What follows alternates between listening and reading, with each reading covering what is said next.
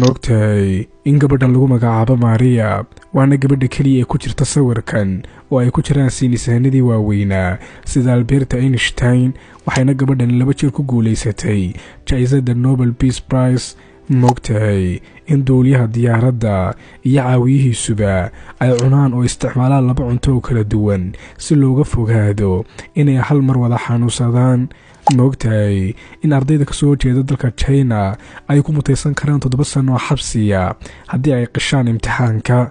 Maogtahay in sanadii 1981 markii Bob Marley uu saarnaa sariirtii uu ku dhimanayay uu ku uri wiilkiisa oo ag joogay lacagta laguma iibsan karo nolol, taasoo micnaheedu yahay si kastoo taajir u tahay waxaa jira waxyaabo aanay lacagtaadu ku goynaynin. Maogtahay in waddanka Turkmenistan biyaha, gaasta iyo leydhkuba ay firi yihiin amba lacag la'aan ilaa iyo laga soo bilaabo sanadii 1991. Maogtahay in waddanka Nepal weligood aysan u dabaaldegin maalinta xornimada qaranka maxaa yeelay weligood lama guumaysanin.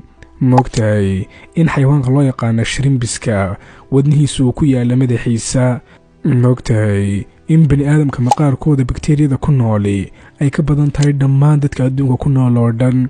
Maogtahay in jasiiradan loo yaqaano jasiiradii bisadaha waxaana ku nool bisadaha ugu badan adduunka oo dhan waxayna ku taallaa oo dhacdaa waddanka Japan.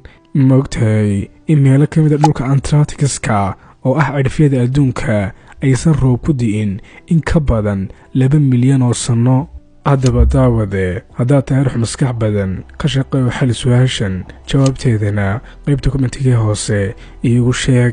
haddaad garato waxaad tahay ruux maskax badan runtii ha iloobin inaad follow noo saarto YouTube iyo Facebook profile ka saaranna aad subscribe dhahdo.